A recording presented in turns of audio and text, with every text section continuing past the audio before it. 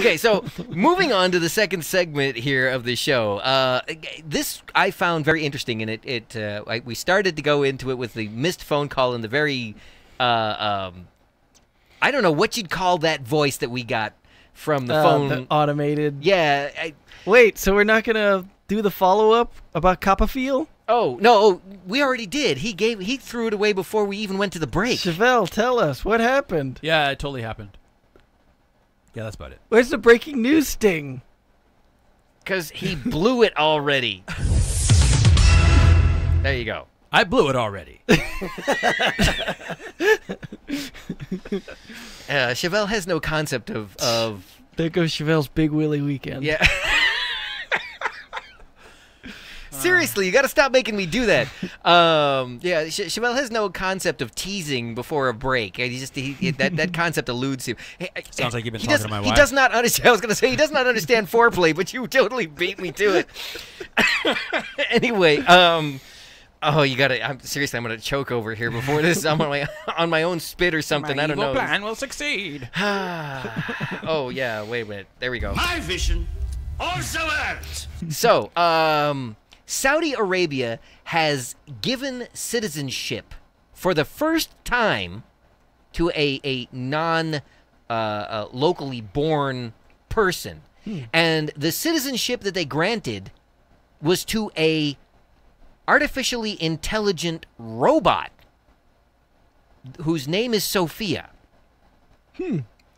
And this thing is about as close to an artificially intelligent sentient being as you can get. How do we know that? You can talk to it. It has the collective capabilities of something almost like the Google engine, and you can speak to it, and it can completely respond autonomously to all kinds of things. And so it announced its citizenship. Oh, really? Yeah, and they're like, okay, cool. Yeah, at a very large discussion, and it thanked everybody for its historic, I don't know what you'd call that, citizenship. Declaration? I guess. Yeah, okay, sure. But here's the scary part about this thing, all right? Is it the picture of this robot? Yes, yeah. You seeing this? This thing is made. Yeah, can you put that up? For yeah, everybody it's to up see? on the screen. Yeah. You seriously see this thing? Yeah, people, they couldn't put some hair on it? Well, no, it does. They throw wigs on it. They can. Jesus. They actually made the face to look like Audrey Hepburn. And here, what else is freaky about this? I'm going to call it a thing, and apparently maybe you can't do that.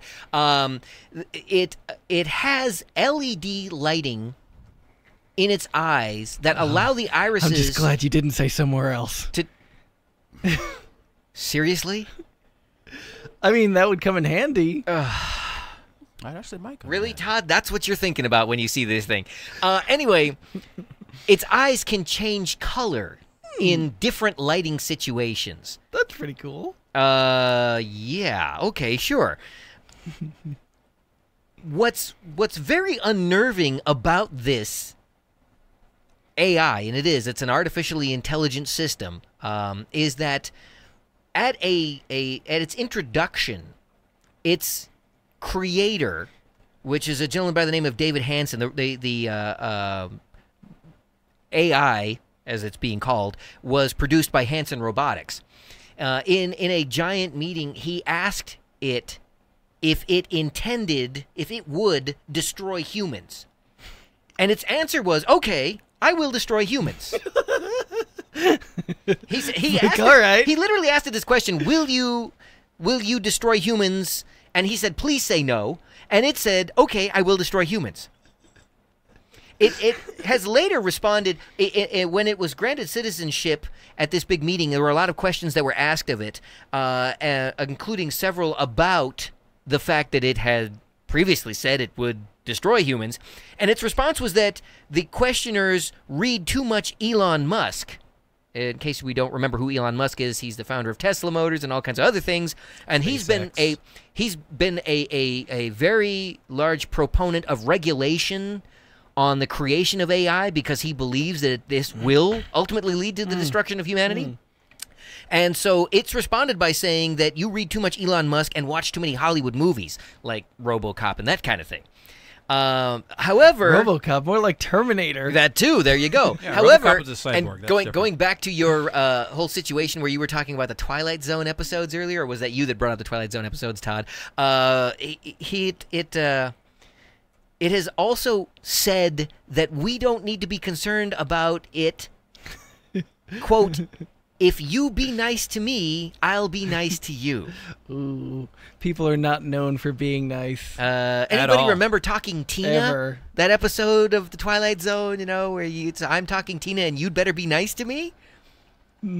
I know, that goes right over your Nope. head, Todd. Nope, But, don't remember. Okay, for those of us who actually watch television that challenges our If our we remember, thought for those processes. who saw television in black and white, I actually did go back. Yeah, I think they have all the episodes on Netflix or They do. Hulu or something like that. I actually started watching it, and those shows do hold up quite well. They do. Yeah, I really got to go back and finish it, but yeah, there's just so much crap to watch. But yeah, I saw an episode where this guy was a prisoner and he was left on another planet.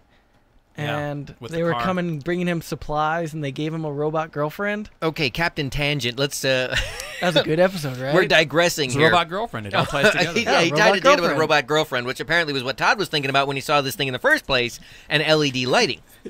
So anyway, what concerns me is that we were having this discussion a couple of episodes back where we were talking about the automated kiosks that are replacing real people when you go to insert your favorite shopping experience. Yeah, anywhere.